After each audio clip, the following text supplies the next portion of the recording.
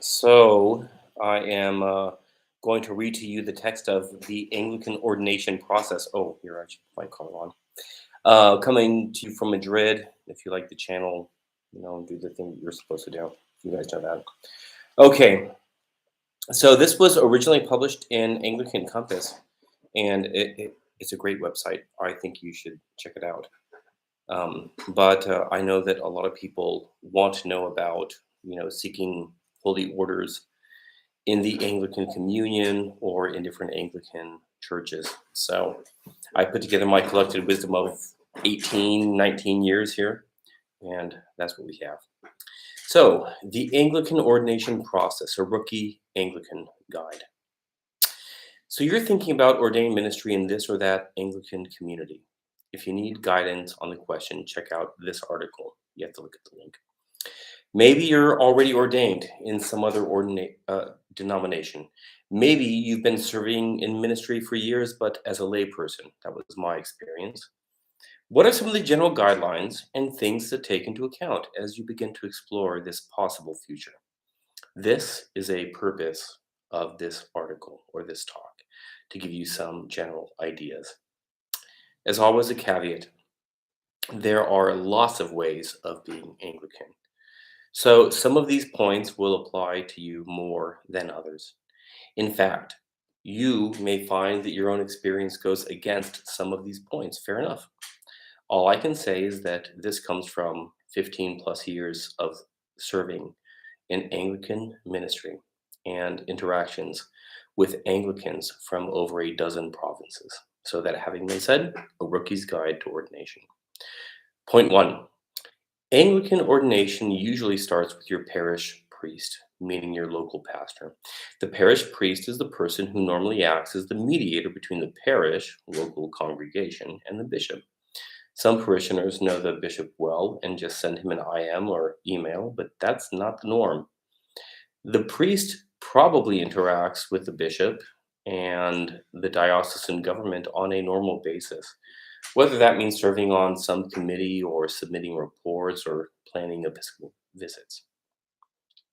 Many bishops who receive emails or calls about ordination will instinctively refer the inquirer to the priest. This makes sense. Most people who are ordained will function as pastors of some sort.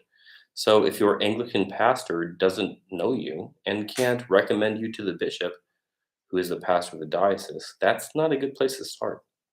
Bottom line, if you're curious about the ordination process, find a local Anglican pastor to speak with. Second point, know why you feel called to receive Anglican orders.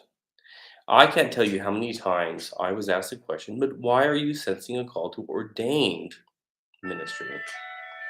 I already had a PhD in divinity and a decade of full-time ministry, but nonetheless was asked this many times.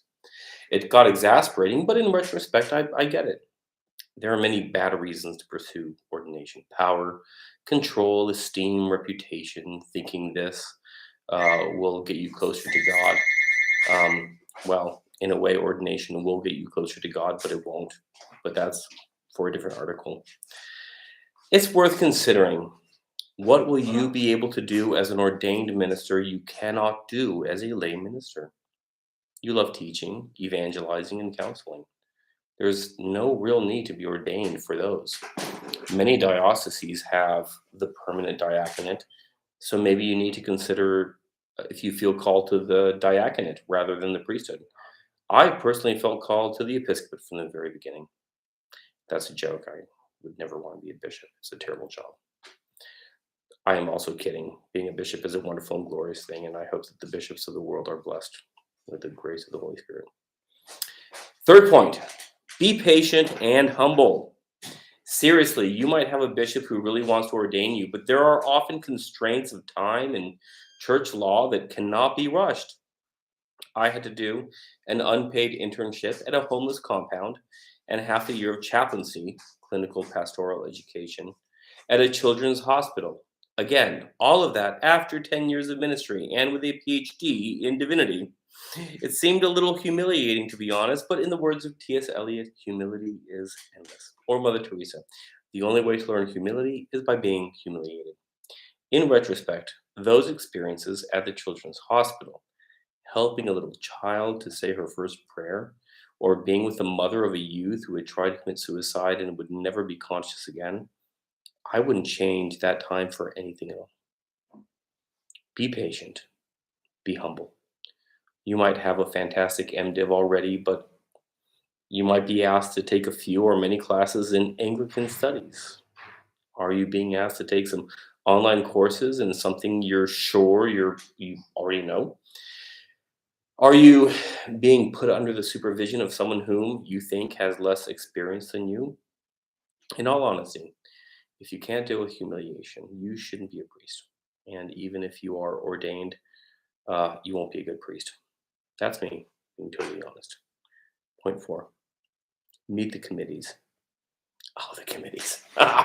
The committees. While all Anglican dioceses have their own cultures and procedures, there is a high probability that you will need to meet with or be interviewed by at least one commission or committee. People will ask you questions you might find odd or pointless or invasive. Guess what? These are the same people who will be your parishioners someday, or people like them. Work with these groups, learn from them, learn about the culture of their parish or mission, learn about the culture of the diocese. Are there particular values or words or topics that resurface? Whether or not you get ordained, this all can help you be a better informed, uh, can help you be better informed about your regional church and assist you to be better in terms of serving and being a stronger voice in that community. Point 5, the diocese is the real center. I once heard a senior cleric say that most Anglicans live like Congregationalists. His point, I think, was that the day to day functioning of your parish has little to do with the diocese. That is often true, but discernment is an exposure to the world of the undergirding hidden mechanics of diocesan life. That's a good thing. If you are later ordained, you will become a cog in that machinery. Some priests play almost no role in the life of the diocese beyond their congregation. Others are enormously influential. But the truth is that once you are ordained, you are part and parcel of the diocese. That means more than might appear obvious. Your primary home is the diocese, not the parish or the province. It also means while your diocese might belong to a province, be that ACNA or TEC or whatever, if your diocese leaves, you are by default, and unless you clearly decide otherwise, you're leaving too. That doesn't happen often, but it does happen. It also means that while your ordination is acknowledged as valid by probably the Anglican Communion and or the Global Anglican Future Conference, GAFCON, you cannot technically operate as a priest outside of your diocese without first seeking permission from the bishop ordinary of the new diocese. If you move to another city in another diocese, your former bishop and your potential new bishop will need to work in concert to grant you permission to officiate in the new city or town. That's a lot of technicality, and some of it is ignored today, but it is what it is. It represents an aspiration to a wholeness or holiness. The two words come from the same roots. And in the end, the diocese is the new home of the one ordained, not the parish or the province or the global communion. Primates and archbishops are nothing more than bishops with certain administrative prerogatives. The Bible recognizes bishops, who are pastors of the local church, which we call a diocese. Point 6, have a clear plan. Enough technical canonical theory. As you progress, someone will ask you, what do you want to do if you are ordained? Perhaps you genuinely feel like you will place yourself completely and totally at the mercy of your bishop because you are stepping out in faith. That sort of faith may well be desirable, but some bishops and committees are also looking for pragmatism, the art of the real. So prepare a statement along the following lines. I would like to continue with my work, whichever provides a salary, while assisting with the ministry of whatever, strengthening and focusing on our work among whomever. And then you can add, but I'm also open to considering any other ministry needs. Only add that if it's sincere, of course. Point 7, learn the vocab. A minor point, but worth mentioning. We Anglicans have all sorts of fancy words we like to use. Where in the name of the holy martyrs of Cordovar the purificators? Get me the subdean and the sacristan. But in all solemnity, we have a whole vocabulary for this topic of ordination. It's not used in the same way everywhere, but just make sure you have an idea of the following words' definitions. First, discernment, the individual and communal process of assessing one's call to ordination. 2, aspirant. That is, quote, a person seeking ordination as a deacon or priest, or a person who desires to be admitted to a religious order. When an aspirant has received approval from the diocese to begin seminary or other required training, he or she becomes a postulant. Postulant, one who tests a vocation, such as a vocation to an ordained ministry or the religious life. Different topic than what we're talking about, but equally valuable and important, if not more so.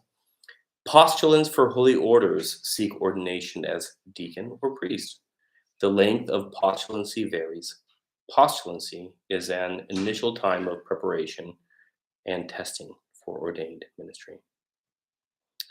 Next, ordinand, one who is ordained to the ordination, one who is ordained at the ordination of a bishop, priest, or deacon.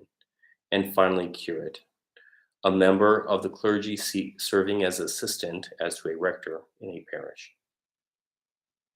I just want to add something that these words are used differently in the Roman Catholic Church sometimes, not always, sometimes. 8th point, get your papers in order. Yep, like deboarding the plane and going through passport and customs control, do this earlier rather than later. Have you been baptized? Have a certificate. Confirmed? Likewise. Ordained in some other denomination? The same thing. To what extent these things will be acknowledged by your diocese, to what extent anyone will even care about them, that changes from diocese to diocese, honestly, and committee to committee. But I can tell you that it demonstrates transparency and responsibility. In our ministry, I've had to track down a baptismal certificate from that Lutheran church in Montana where I was baptized. Likewise, Sharon, my wife, had to request one from her old Christian and Missionary Alliance, CMA church in Hawaii. That was a legitimate request by a cleric who was trying to do his job. Replacing such papers can take time, so you better get started with that sooner rather than later. And the same thing goes for academic transcripts. Make sure you have certified, legitimate transcripts from everything. 9th point. Why are you leaving your denomination? It's a really good question. Now, if this doesn't apply to you, skip it. But really, honestly, read it, because someday you'll talk with someone to whom it does apply. This is not about being politic. Why are you leaving your denomination for Anglicanism? Are you really attracted to a fuller and more profound vision of ministry within the messy, beautiful world of Anglican Christianity? And it's messy. Why?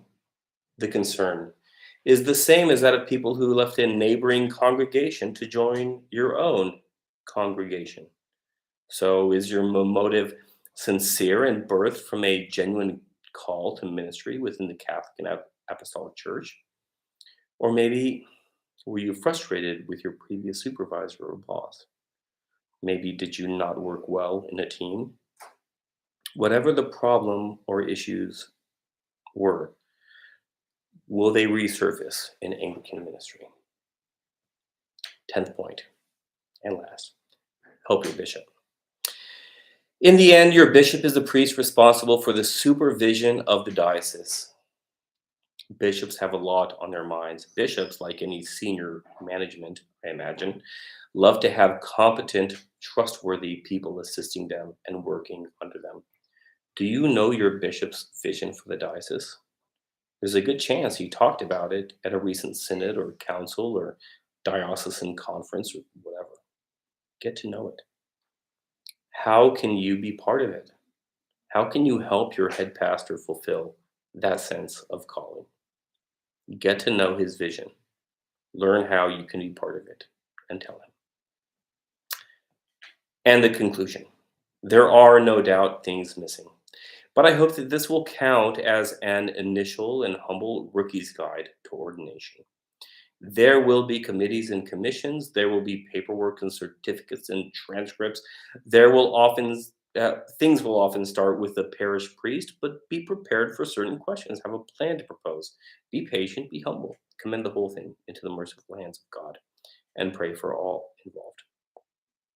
And ultimately, you must believe, or at least try to believe, that this is a real communal discernment to whether God has called you to ministry in holy orders. The end. I welcome any questions or comments down below, and the link to the original article is down there too. Also, I would love for you to subscribe to my channel, especially if you have a bilingual ministry in English and Spanish. God bless you.